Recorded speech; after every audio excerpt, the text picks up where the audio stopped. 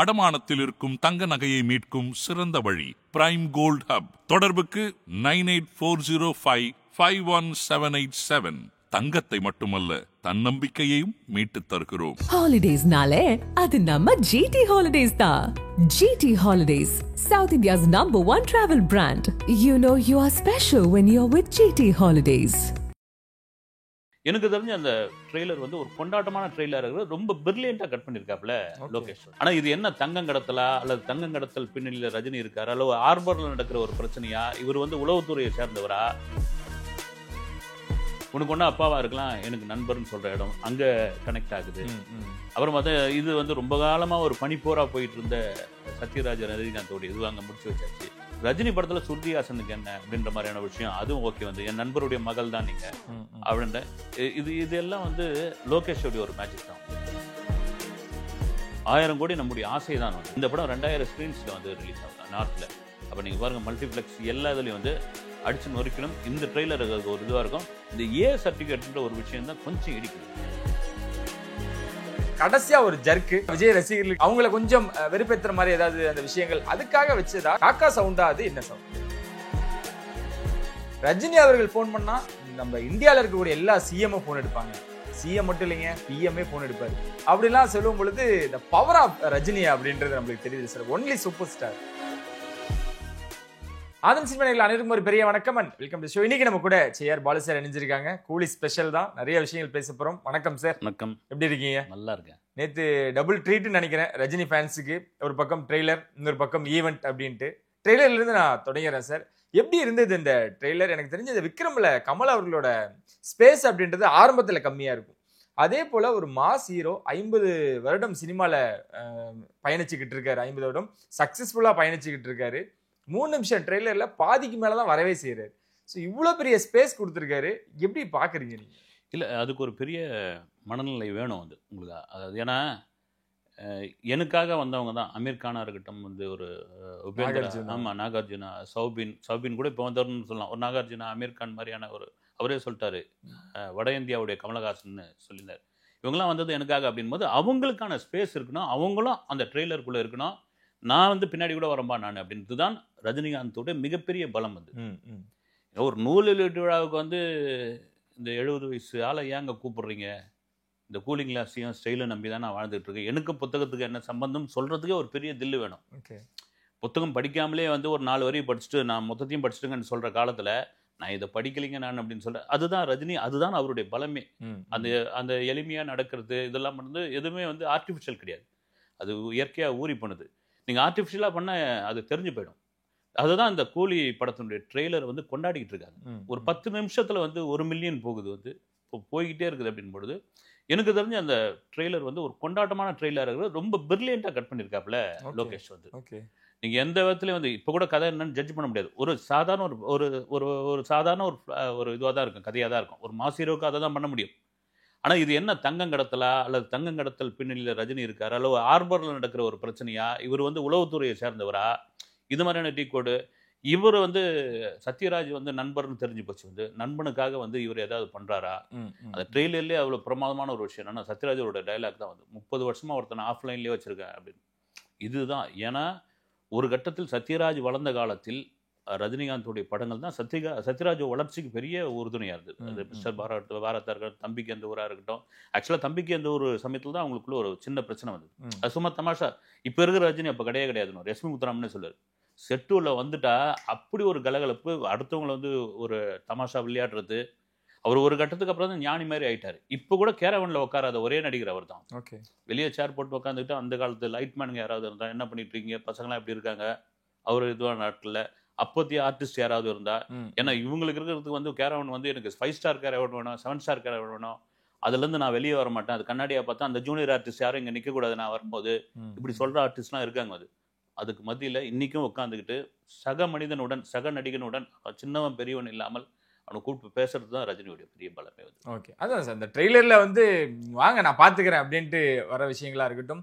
அதுக்கப்புறம் சின்ன சின்ன விஷயங்களை டீகோட்லாம் பண்ணி வச்சிருக்காங்க. நண்பர் சத்யராஜா இருந்தாலுமே கூட உங்களுக்கு அவர் அப்பாவா இருக்கலாம், எனக்கு நண்பன் கமலஹாசன் அவர்கள் அங்க சிங் பண்றது, 30 வருஷமா ஒருத்தர் ஆஃப்லைன்ல வச்சிரு 2 பேருங்கள் படங்கள் பண்ணாதது. லோகேஷ் நிறைய குசும்புக்காரரா சார், எல்லா விஷயங்களையும் விளையாண்டு இருக்காரு. இல்லை அது என்னன்னா விக்ரம் பண்ணும்போது கூட லோகேஷ் கனகராஜ் எப்படி கமலஹாசனை ஹேண்டில் பண்ண போறாரு. கமலஹாசன் ஒரு ஒரு என்ன சொல்றது, ஒரு முரண்டு பிடிச்ச ஒரு நடிகர் வந்து இவரெல்லாம் என்ன பண்ண முடியும்.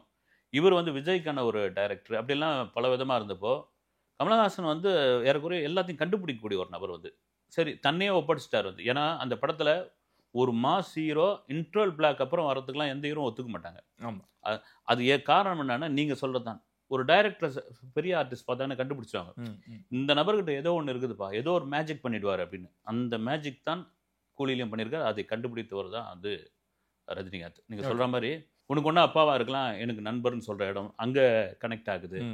அப்புறம் பார்த்தா இது வந்து ரொம்ப காலமாக ஒரு பனிப்போராக போயிட்டு இருந்த சத்யராஜ் ரஜினிகாந்தோட இது அங்கே முடிச்சு வச்சாச்சு. ஓகே, ரஜினி படத்தில் சுருதிஹாசனுக்கு என்ன அப்படின்ற மாதிரியான விஷயம் அதுவும் ஓகே வந்து என் நண்பருடைய மகள் தான் நீங்கள் அப்படின்ற இதெல்லாம் வந்து லோகேஷோடைய ஒரு மேஜிக் தான் வந்து. சரி, அது இல்லாமல் 30 வருஷமா ஒருத்தரை வச்சிருக்கேன் அப்படின்றப்போ இந்த கைதி படம் தான் எனக்கு ஞாபகமா இருக்கு. 10 வருஷமா நான் உள்ள இருந்தா தானே சார் தெரியும், என்ன பண்ணிட்டு உள்ள போகணுன்னு தெரியாது சார் அப்படின்ற மாதிரி. இந்த பிளாஷ்பேக் சீன் அப்படின்ற ஒரு விஷயம்னா என்ன பண்ணிட்டு இருந்தாரு தேவா யாரு, தேவாவோட அந்த பிளாஷ்பேக் சீன் வந்துச்சுன்னா தான் தேட்டர் வந்து பயங்கரமா இருக்க போகுது அப்படின்னு எதுவுமே ரிவீல் பண்ணாம வச்சிருக்காங்க. பிளாஷ்பேக் சீனுக்கு தேட்டர் என்ன ஆக போகுது? இல்லை, ஒரு அமளி துமலியாக இருக்கும் அது ரஜினியோட இது. உங்களுக்கு ஒரு மாஸ் ஹீரோடைய ஒரு ஒரு ட்ரீட்மெண்ட்டே எது அப்படின்னா 3 அடி வாங்கின போது 4வது அடி அந்த ஹீரோ அடிக்கும் போது தெரிக்கணும் அப்படின்னு. ஆமாம், இது எம்ஜிஆர் காலத்தில் இருக்கிற ஒரு.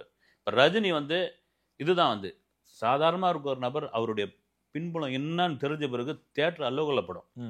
அதுலேயும் அந்த வாயில் அந்த பீடியை வச்சுக்கிட்டு வர ஸ்டைல் வந்து அது தீயா நல்லவனா மிஸ்டர் பாரதா எல்லாம் அதை எடுத்து டீகோட் பண்ணிட்டு இருக்காங்க. அதுதான் அவருடைய வந்து சிக்னேச்சர். ஓகே, இந்த அருணாச்சலம் படத்துல அந்த காப்பு இது பண்ற விஷயங்களா இருக்கட்டும், நீங்க சொன்ன மாதிரி அந்த பீடியா இருக்கட்டும், நீங்க தீ இந்த மாதிரியான படங்கள், இந்த பாஷா ஃப்ரேமா இருக்கட்டும், என்ன சார் என்ன நடக்க போகுது இங்க? இல்லை, நம்ம இந்த ட்ரெய்லர் வச்சு உண்மையிலேயே எந்த கதைன்னு கெஸ் பண்ணவே முடியாது. இதுக்கு முன்னாடி வந்து நிறைய கதைகள் ஓடிக்கிட்டு இருக்கு சோஷியல் மீடியாவில். இதுதான் நமக்கும் வந்து காதல வந்த விஷயமா இருக்கும். ஆனால் எதிர்பார்க்காத ஒரு கதையா அது கதை வந்து ஒரு இது இருக்கும், எதிர்பார்க்காத ஒரு சீன் ட்ரீட்மெண்ட் வந்து அங்கங்கே இருக்கும். ஏன்னா இவ்வளோ ஆர்டிஸ்ட் இருக்கும்பொழுது எனக்கு தெரிஞ்சு ஒவ்வொரு 15 அல்லது 20 நிமிடத்திற்கும் அந்த படம் வந்து அப்படி எங்கேஜராக வச்சுக்கும். ஓகே, ஏன்னா நீங்கள் அமீர் கான் ஒரு சாதாரண நடிகர் கிடையாது. நாகார்ஜுனா அதான் சொல்கிறாரு. அவர் வந்து நாகார்ஜுனா வந்து இன்றைக்கும் ஹீரோ மெட்டீரியல் தெலுங்கில் வந்து அவர் ஓகே பண்ணிட்டாரு. லோகேஷே ஒரு இன்டர்வியூவில் சொல்லியிருக்காரு 7 முறை போய் கதை சொன்ன அவருக்கு 7வது முறை தான் ஒத்துக்கிட்டாரு. ஏன்னா அவ்வளோ விஷயம் கேட்டு வந்து நான் வந்து ரஜினிக்காக தான் ஒத்துக்கிட்டேன், அவர் படம்னு அமீர் கான் அங்கே சொல்கிறார் வந்து. என்னப்பா மோனிகா பாட்டுக்கு வந்து சௌபின் ஆட வச்சிருக்கீங்க, அவர் என்ன வந்து அவருக்கு என்ன தெரியும் அப்படின்னு அங்கே இருக்கிற மலையாள ரசிகர்லாம் ஏன்பா அவர் ஆல்ரெடி டான்ஸர் அவருன்னு சொல்லி அதை எடுத்து போட்டுக்கிட்டு இருக்காங்க. இப்போ இவ்வளோ இம்பார்ட்டன்ட் இதில் இருக்கும் பொழுது அவங்களுக்கான ஸ்க்ரீன் ஸ்பேஸ் நீங்கள் கொடுங்க அப்படின்னு ரஜினி கண்டிப்பாக அதை இது பண்ணிடுவார். இந்த 1000 கோடி அப்படின்றது எந்த லெவலில் இருக்கு? ஏற்கனவே ப்ரீ பிசினஸ்ல 500 கோடியை தாண்டிடுச்சு அப்படின்னு கேள்விப்படுறோம். 1000 கோடி அசால்ட்டா அடிக்குமா இந்த ட்ரெய்லரை பார்த்ததுக்கு அப்புறம்? இல்லை, 1000 கோடின்ற விஷயம் நம்ம திரும்ப சொல்றது என்னன்னா 1000 கோடி நம்முடைய ஆசை தான் வந்து. கண்டிப்பாக அது வந்து அடிக்கக்கூடாதெல்லாம் கிடையாது வந்து. நம்ம பேசுறது அதுதான். நம்ம பக்கத்தில் இருக்கிற கன்னட சினிமா தெலுங்கு சினிமாலாம் அடித்த போது நம்ம தமிழ் சினிமா ஏன் இல்லை அப்படின்னு அதற்கு தடையாக இருந்த ஒரு விஷயம் என்னென்னா ரெஸ்ட் ஆஃப் இந்தியா நார்த் இந்தியாவில் இந்த படம் ரிலீஸ் ஆகும்போது நம்ம தமிழ் படங்கள் ரிலீஸ் ஆகும்போது அவங்களுடைய கண்டிஷன் என்னென்னா 8 வாரத்துக்கு பிறகு ஓடிடி கொடுங்கன்னு நம்ம ஆட்கள் 4 வாரத்துக்குலாம் கொடுத்துருவாங்க. அப்படின்னா நாங்கள் மல்டிப்ளெக்ஸில் போடல அப்படின்ட்டாங்க. இந்த படம் 2000 ஸ்க்ரீன்ஸில் வந்து ரிலீஸ் ஆகுது நார்த்தில். அப்போ நீங்கள் பாருங்கள் மல்டிப்ளெக்ஸ் எல்லா இதுலேயும் வந்து அடிச்சு நொறுக்கணும். இந்த ட்ரெய்லர் ஒரு இதுவாக இருக்கும். இந்த ஏ சர்டிஃபிகேட்ன்ற ஒரு விஷயம் தான் கொஞ்சம் இடிக்குது. ஓகே, ஏ சர்டிஃபிகேட் மட்டும்னால தான் சின்னதாக ஒரு டிராபேக். என்னென்ன ஏ சர்டிஃபிகேட் அப்படின்போது இப்போ ஊருங்களில் நம்ம ஊருங்களில் மாதிரி சிங்கிள் ஸ்க்ரீன்லாம் உள்ளே விட்டுருவாங்க. நீங்கள் சென்னை மாதிரியான பெருநகரத்தில் கண்டிப்பாக பிவிஆர் மாதிரியான ஒரு இதில் தேட்டர்ஸில் கண்டிப்பாக அதை பார்ப்பாங்க. அதை தாண்டி வந்து அப்ராடில் ரொம்ப முக்கியமான ஒரு விஷயம் ஓவர்சீஸில் வந்து நீங்கள் கல்ஃப் மாதிரி கண்ட்ரிலாம் வந்து ஒரு டயலாக்கே வந்து ரீசெண்ட் சார்லாம் பண்ண சொன்னவங்க. ஓகே, தடையெல்லாம் பண்ணவங்க. விஜய் படத்துக்குலாம் அது நடந்திருக்கு.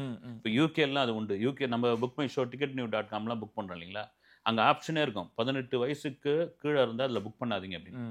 மீறி நீங்கள் புக் பண்ணிங்கன்னா ஃபைனலாக அடிப்பாங்களா. ஓகே, அப்போது இதுக்கு எப்படி ஒரு குடும்பத்தோடு வந்து பார்க்குற படம் தானே ரஜினி படம் வந்து. 6லிருந்து 80 வரை அவருக்கான ரசிகர்கள் இன்றைக்கும். ஏன்னா பாட்ஷா ரீரிலீஸ் போய் பார்த்தேன் தேட்டரில் 2K கிட்ஸ் தாங்க முக்கால்வாசி பேர் கொண்டாடிட்டு இருக்காங்க வந்து. அப்போ பார்த்தீங்கன்னா என்னையா அந்த இவர்கிட்ட ஒரு என்ன மேஜிக் இருக்குதுன்னு தெரியல இப்படி. ஏன்னா ஒரு கட்டத்துக்கு அப்புறம் சிங்கப்பூர் மருத்துவமனையிலிருந்து ரஜினி வந்த பிறகு இவர் இனிமேல் நடிக்க மாட்டார், இவர் படுத்த படுக்கையாக தான் இருப்பார் நம்ம விமர்சனங்கள்லாம் வந்தது. அதுக்கப்புறம் எழுந்து வந்தார், நடிக்க ஆரம்பித்தார். இவர் வந்து நடிக்க ஆரம்பித்தா யார்ப்பா பார்க்க போகிறாங்க, அவங்க ரசிகர்கள்லாம் வந்து பிபி சுகரு இதெல்லாம் இருக்கிறாங்க, எல்லாம் வந்து 60 வயசுக்கு மேலே கடந்து போயிடுச்சுனாங்க. ஆனால் சின்ன குழந்தை கூட ஒரு 4 வயசு குழந்தை கூட ரஜினியோட டைலாக்கை பேசி கபாலிடா அப்படின்னு சொல்கிற அளவுக்கு வந்துருச்சுன்னா அது எங்கேருந்து? அது வந்து இறைவனும் இயற்கையும் கொடுத்தது தான். இப்போ இந்த ஏன்ற ஒரு விஷயம் அதுக்கு ஒரு சின்ன பின்னடைவு இருக்குது, ஒரு பெரிய வருத்தம் தான் அது. இந்த நீங்கள் சொன்ன மாதிரி இந்த சுகர் பிபிலாம் வந்துருச்சு அவங்க ஃபேன்ஸுக்கு அப்படின்னு சொல்லும் பொழுது அவங்க பையன் வராங்க, அதுக்கப்புறம் அவங்க பேரன் வராங்க. ஸோ அடுத்தடுத்த தலைமுறைக்கும் ஒரு முன்னுதாரணமாக தான் இருந்துகிட்டு இருக்காரு சார். இந்த ட்ரெய்லரில் ஓவராலாக பார்க்கும் பொழுது நீங்கள் சொன்ன மாதிரி மக்கள்கிட்ட தான் இருக்கு. ஆனால் அந்த கடைசியாக ஒரு ஜர்க்கு அங்கே தான் எல்லாருக்கும் ஒரு குறிப்பாக விஜய் ரசிகர்களுக்கு அது கனெக்ட் ஆகிருக்குமோ, அவங்கள கொஞ்சம் வெறுப்பேற்றுற மாதிரி ஏதாவது அந்த விஷயங்கள் அதுக்காக வச்சதா இல்லை எதனால சார்? இந்த காக்கா சவுண்டா அது என்ன சவுண்ட்? நீங்கள் அவ்வளோ மைண்ட் உண்டாலாம் போய் பார்க்கவே கூடாது. ஒரு ட்ரெய்லர் அதை கடந்து போயிடணும் வந்து. நீங்கள் காக்கா அப்படின்னா அவர் தானே வந்து, கழுகுனா இவர் தானே, இது ஒன்றுமே கிடையாது வந்து. அவங்களுக்குள்ள எந்த வாய்க்கா வரப்போ தகராறும் கிடையாது. உண்மை அதுதான் வந்து. இந்த ஃபேன்ஸ் அதுவும் பார்த்தீங்கன்னா சோஷியல் மீடியாவில் சண்டை போட்டுக்கிற ஃபேன்ஸ் தான் வந்து.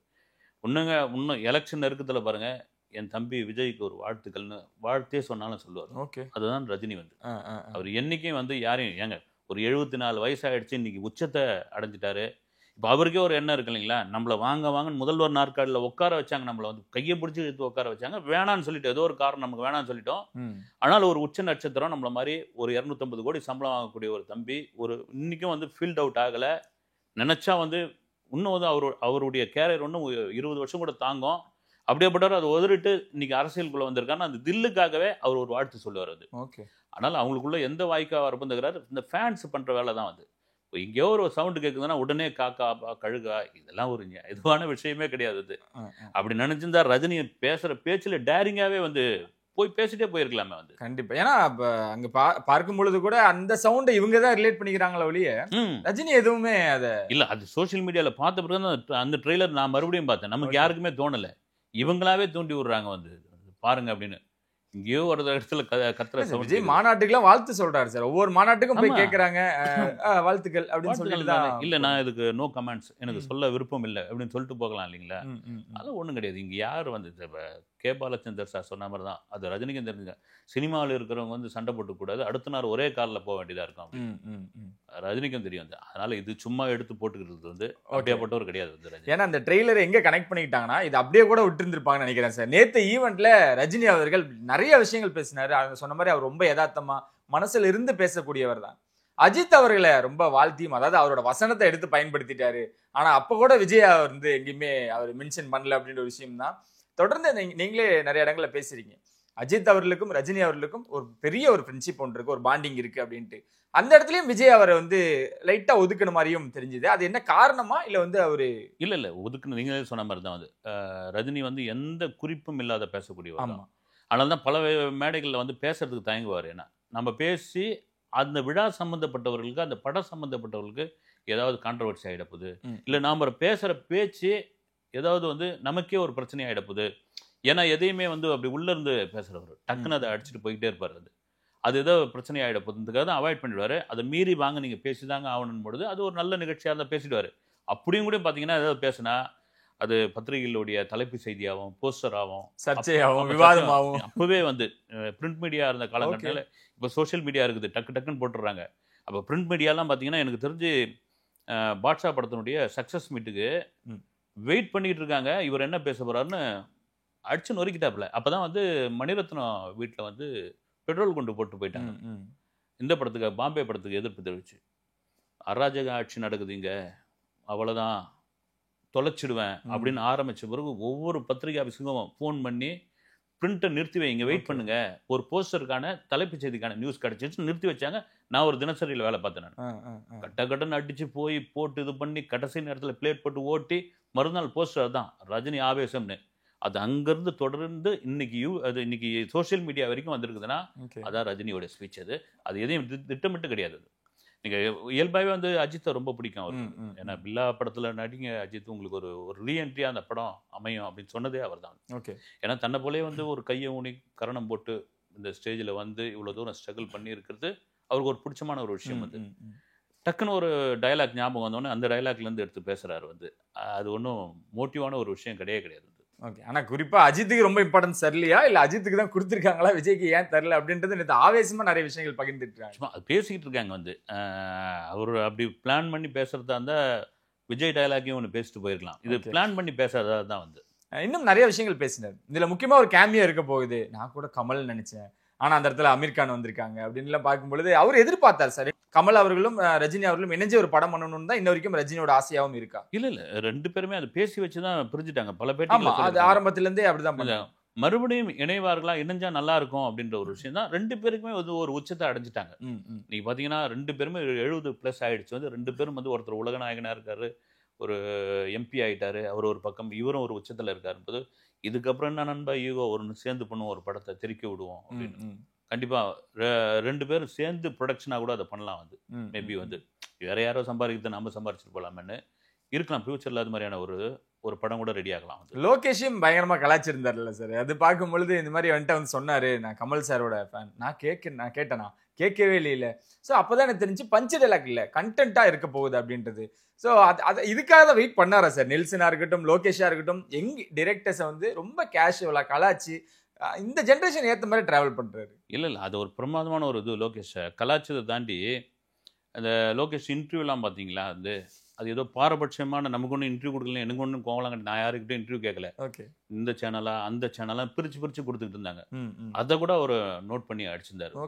நான் அவருடைய இன்டர்வியூ வந்து உக்காந்துன்னு பார்த்தேன், படுத்துக்கிட்டு பார்த்தேன், நடந்து பார்த்தேன், மறுநாள் காலில் பார்த்தேன் பேசிக்கிட்டே இருக்கிறாரு அப்படின்னு. அது சேஞ்ச் ரெக்கார்ட் மாதிரி எல்லாத்துலையும் தான் பேசிகிட்டு இருந்தாரு. அதை தாண்டி நான் என்ன சொல்கிறேன்னா, ஒரு ப்ரொமோஷன் அப்படின் பொழுது எனக்கு தெரிஞ்சு பெரிய ஆச்சரியத்தை உண்டு பண்ண ப்ரொமோஷன் எது தெரியுங்களா? சமீபத்தில் RRRன்னு ஒரு படம், நீங்களாம் கூட வந்திருப்பீங்க. ITC சோழாவில் junior NTR, Ram Charan, Rajamouli உட்காந்துக்கிட்டு இந்த என்ன சொல்கிறது வந்து, நீ 5 லட்சம் சப்ஸ்கிரைபர் வச்சுங்கிறியா, நீ வந்து உங்கள் பத்திரிக்கை வந்து 1 லட்சம் சந்தா விற்குதா, அதெல்லாம் கிடையாது. வந்து காமனா நான் அசோக் நகர் டைம்ஸுங்க வாங்க உட்காருங்க, நான் வந்து காக்கனா மேக்னா யூடியூப் வாங்க உட்காருங்க, இதுதாங்க ப்ரொமோஷன். வந்து இது என்ன ப்ரொமோஷன்னே தெரியல. வந்து ஆனால் ரைட்டு, என்ன பேசினாலும் வந்து கதையை எங்கேருந்து சொல்லிட்டாரு. வந்து ஒன்றும் சொல்ல முடியாது இல்லைங்களா? இதை தான் திரும்ப சொல்லியிருக்கணும். 1 to 9 வாங்க, அந்த 1 to 9 எடுத்து அங்கங்கே வைக்க வேண்டியது தான். அதையும் போட்டு ரஜினி வெளுத்துட்டாப்ல. அதையும் நோட் பண்றாரு. அதையும் இன்னொன்னு சொன்னார். வந்து நான் 5 வருஷமா எதுவும் பேட்டி கொடுக்கறதில்ல, என்னன்னா என்ன சோபாவில் உட்கார வச்சு மொத்தத்தையும் உருவிடுவாங்க, ரகசியத்து பூரா நான் சொல்லிடுவேன், அதனால நான் எதுக்கும் கொடுக்கறது இல்லைன்னு ரொம்ப தெளிவு. அதில் வந்து பக்கா தெளிவு. இப்பதான் சார் தெரியுது அஜித் ஏன் தரதில்லை அப்படின்னு. ஏன்னா இவர் தான் வந்து மீடியாக்களை இவர் பேட்டி தான் தரத்தில் இருந்தார். ஃபங்க்ஷன் வராரு, அவர் ஃபங்க்ஷனுக்கு இது பண்றாரு, ஏர்போர்ட்ல பேசுறாரு. அஜித்தே வந்து அஜர்பைஜான்ல மர்மமா வாழ்ந்துங்கிற மாதிரி வாழ்ந்துகிட்டு இருக்காரு. வந்து வெளியே வரமாட்டேன்றாரு. ஏர்போர்ட்ல வந்தா கூட பாத்தீங்கன்னா அவர் எங்க போறாரு எங்க வராருன்னு தெரியல, யாரையும் மீட் பண்ண மாட்டாரு. அதெல்லாம் ரஜினி வேற விதம். நாகார்ஜுன போய் கேட்டேன், எப்படி முடியலாம், எப்படி இவ்வளவு ஸ்கின்னா இருக்கு சார்? எக்ஸசைஸ் மட்டும் தான் சார் பண்ணேன் சார். அதான் சார் இறங்கி போறாரா சார்? ஒரு சூப்பர் ஸ்டார், நம்மளாம் பார்க்க இவ்வளவு பெரிய விஷயமா இருக்கு, ஜாம்பவான் லெஜெண்ட் அப்படின்னு நம்ம பார்த்துட்டு இருக்க நேரத்துல டக்குன்னு போய் எப்படி இதை பண்றீங்க, எப்படி இவ்வளவு வெள்ளையா இருக்கீங்க அப்படின்னு கேட்கறதா இருக்கட்டும். சாண்டி கிட்ட போய் உள்ள பார்ட்ஸ் எல்லாம் போயிடல. அது பெரிய விஷயம். வந்து 50 வருஷம் இந்த வண்டி ஓடிட்டு இருக்கு. நிறைய ஃபேர்ஸ்லாம் வந்து காலி ஆயிடுச்சு, போயிடுச்சு, நிறைய ஓடிடுச்சு, பல கிலோமீட்டர் ஓடிடுச்சு. அதனால எதுவும் பார்த்து பண்ணுப்பா. அவர் ஏதோ போய் இந்த சார் தூள் கிளப்பிடுவோம் சார் அப்படின்னு சொல்லியிருக்காரு பொழுது, பார்த்து பண்ணு. அதுக்கெல்லாம் ஒரு பெரிய தில்லு வேணுங்க. நான் ஒரு பெரிய ஒரு நடிகர் நான் சொல்ல விரும்பலை. அவர் வந்து முடியாமல் இருந்தார். வந்து அவர் ரொம்ப ஒரு தெலுங்கு நடிகர். வந்து அவர்லாம் ஏங்க ஹீரோவாக நடிச்சிட்டு இருக்காருன்னு போது அவருக்கு ஒரு சண்டை காட்சி ஒன்று எடுத்தாங்க ஏவிஎம்ல தான். பார்த்தீங்கன்னா இந்த கையை தூக்கி குத்தக்கூட முடியல அவரால். அந்த ஃபைட்டர் வந்து கையை பிடிச்சிக்கினாப்ல, ஓகே டக்கு அவர் இழுத்து இது பண்ணுறாங்க. வந்து ஆனால் அவர் பார்த்தீங்கன்னா அந்த இமேஜை மெயின்டைன் பண்ணாமல் ஜூஸ் காவால இது கடை உண்டாரு அப்படி இப்படின்ட்டு அந்த ஒரு பந்தா பண்ணிக்கிட்டே இருக்க. புரிஞ்சுக்கிட்டோம் சார், சரி வேணாம் அப்படிங்க, புரிஞ்சுக்கிட்டோம். அதெல்லாம் தாண்டி ரஜினி வந்து பாருங்க, தன்னைத்தானே தாழ்த்துக்கிற ஒரு நபர் தான். வந்து நான் படிச்சுட்டு ஒரு கூலியாக வேலை செஞ்சுட்டு இருந்தேன். 2 ரூபாய்க்கு இந்த லக்கேஜை தூக்கி போக முடியுமா அப்படின்னு ஒரு குரல் கேட்டுது. எங்கேயோ கேட்ட குரலாக இருக்குதுன்னு பார்த்தா என் கூட படித்தவன், அவனை நிறைய நான் டீஸ் பண்ணியிருக்கிறோம். என்ன ஆட்டம் ஆனடா நீ, இங்கே வந்து கூலியாக வேலை செய்கிற பார்த்தியான்னு சொல்லும்போது தான் நான் முதல் முறையாக உடஞ்சி அழுதேன். இந்த ஃப்ளாஷ்பேக்கை மறக்கக்கூடாதுங்க. வந்து நான் வந்த இதுவை மறக்கக்கூடாது. என்னைக்கு ஒரு நண்பன் ராஜ்பகதூர்ன்ற ஒரு நண்பன் நீ செயினை கொடுத்து, நண்பன் நீ மெட்ராஸ் போயிட்டு வா, நீ பெரிய ஆளாக வருவேன்னு சொல்லலைன்னா நான் வந்து அங்கே ஒரு கண்டக்டராகவோ கூலியாக தான் இருந்திருப்பேன். அது எல்லாம் வந்து அந்த பழசம் மறக்காத ஒரு விஷயம் இருக்கு இல்லையா? மனிதன் என்னைக்குமே பழசம் மறந்துடான்னு வச்சுங்க, எவ்வளோ உயரத்துக்கு போனாலும் அந்த உயரம் வந்து கீழே கடன்னு இறக்கி விட்டுரும். கண்டிப்பாக எவ்வளோ உயரத்துக்கு போனாலும் பழசம் மறக்காத ஒரு மனிதன் உச்சத்திலேயே ஆட வச்சிருப்பான். அதுதான் ரஜினி. வந்து இப்ப ரஜினி அவர்களை தான் கடைசியா பேசி வைப்பாங்க, அவர் தான் கண்டென்ட். ஆனா அதையும் தாண்டி எப்போ சன் பிக்சர்ஸ்ல அவர் படம் பண்ணாலும் கலாநிதி மாறன் ஒரு கண்டென்ட் கொடுப்பாரு. அதுதான் பயங்கரமான ஒரு பிளாஸா இருக்கும். நேத்தும் அதுதான் நடந்திருக்கு. ரஜினி அவர்கள் ஃபோன் பண்ணா நம்ம இந்தியாவில் இருக்கக்கூடிய எல்லா சிஎம்மும் ஃபோன் எடுப்பாங்க. சிஎம் மட்டும் இல்லைங்க, பிஎம்ஏ ஃபோன் எடுப்பாரு. அப்படிலாம் சொல்லும் பொழுது த பவர் ஆஃப் ரஜினி அப்படின்றது நம்மளுக்கு தெரியுது சார். Only super star. இல்லை, கலாநிதி மாறன் பல கோடிக்கு அதிபதி வந்து அவர் பார்த்தீங்கன்னா ரஜினியோட மிக தீவிர ரசிகர் வந்து ஓடுறாரு சார். சின்ன பிள்ளை மாதிரி அவர் போய் கையை பிடிச்சி அவங்க ஃபங்க்ஷன், அவங்க சம்மந்தப்பட்ட விழாக்கள் கூட அவர் பாட்டு இங்கே ஒரு இடத்துல உட்காந்துட்டு இருப்பாரு, கையை பிடிச்சின்னு ஓடுறாரு, இது பண்றாரு, இப்படி பேசுறாரு வந்து இப்படி ரஜினி. ஏன்னா அவங்க தந்தை முரசொலி மாறன் வந்து ரஜினியோட ஃப்ரெண்டு, ஓகே, நண்பர்கள் 2 பேரும் வந்து அப்படி இருந்து அப்படி பார்த்து ரசித்த ஒரு நபர் வந்து இப்போ நினச்சிருந்தா ரஜினியை வச்சு அவர் வந்து இது பண்ணணும் அது பண்ணணும்னு ஒன்றும் கிடையாது. வந்து பேசுறது தான் வந்து. இன்னொன்று சொல்லியிருக்காரு பாருங்க வந்து இந்த இடத்துல வந்து இப்போ வர ஹீரோக்கள் வந்து 2 படம் ஓடின உடனே அவ்வளோ ஒரு திமிர்தனம் காட்டுறாங்க, சார்ட்டர்ட் ஃப்ளைட் கேட்டுறாங்க, ஃபோனை எடுக்க மாட்டேன்றாங்கன்னு வந்து. எங்க கலாநிதி மாறன் ஃபோனே எடுக்காத ஹீரோ யாருங்கன்னு இப்போ வந்து தேடிக்கிட்டு இருக்காங்க வந்து. ஆமா, அது வந்துருச்சு இப்போ வந்து ஒரு சோசியல் மீடியாவில் நிறைய பேரெல்லாம் அடிபடுதே சார். அதெல்லாம் பார்க்கும் பொழுது அது யாருன்றது அவங்களுக்கு மட்டும் தான் தெரியும். அவங்களுக்கு மட்டும் தான் தெரியும். யாரோ ஃபோன் பண்ணியிருக்காங்க, எடுக்கலன்னு மட்டும் தெரியுது. இதுதாங்க இன்றைய தலைமுறை நடிகர்கள் வந்து கீழே தரன்னு இருக்கு. நான் திரும்ப திரும்ப சொல்றதுன்னா, இப்போ ரஜினியை பாருங்க, கமலை பாருங்க, இவங்களோட உச்சத்தை பாருங்க. இப்போ நீங்க ஒரு 2 படம் ஓடின உடனே நம்ம மீடியாவே பார்த்தீங்கன்னா, மீடியா ஆட்களே 2 படத்துக்கு முன்னாடி நல்லா பார்க்குறாங்க, 2 படத்துக்கு அப்புறம் அந்த மீடியாக்காரன் வரான் கார் கண்ணாடி ஏத்துறான்றானுங்க. ஓகே, அந்த அளவுக்கு ஆயிடுச்சு. அதனால தான் பார்த்தீங்கன்னா குறுகிய காலம் அவங்கெல்லாம் வந்து உடனே ஓடி போயிடுறாங்க. இந்த வயசுக்கு பிறகும் இப்படி ஒரு மாஸ் நமக்கு இருக்குதுன்னு பொழுது ரஜினிலாம் நினைச்சா என்ன வேணாலும் வந்து இது பண்ணலாம். உள்ள நுழையும் போது அந்த ஓப்பன் கார்ல ஏறி கையாட்டிட்டு இப்பதான் சார் அவருக்கு இளமை திரும்ப நினைக்கிறேன். அந்த வரிகள் தான் அது என்னன்னா, என்னங்க நாம எல்லாருக்குமே இருக்கு இல்லையா, இந்த வயசுக்கு அப்புறம் நம்மள கொண்டாடுறாங்களே, நம்ம என்ன பண்ணிட்டோம், என்ன நம்ம கிட்ட இருக்குது அப்படின்ற ஒரு எல்லாருக்கும் அல்ல ஒரு அந்த ஆச்சரியம் தான் ரஜினிக்கு வந்து ஒரு புரியாத விஷயமா இருக்குது. ஓகே, அதனுடைய வெளிப்பாடு தான் அந்த அன்பை வெளிப்படுத்துறாரு அவர். இன்னும் 10 நாள் தான் இருக்குன்னு நினைக்கிறேன் சார். இவங்க கொடுக்கக்கூடிய விஷயங்கள் தான் இந்த ட்ரெய்லர் போதுன்னு நினைக்கிறேன். இந்த பசிக்கு உண்டான தீனியை கொடுத்துட்டாங்க. ஆனா எனக்கு ஒன்னே ஒன்று தான் சார் கடைசியாக இதோட முடிச்சுக்கிறேன் நான். இந்த கூலிக்கே எப்படின்னா ஜெயிலர் 2ஓட ட்ரெய்லர் லான்ச், ஆடியோ லான்ச் இருக்கு.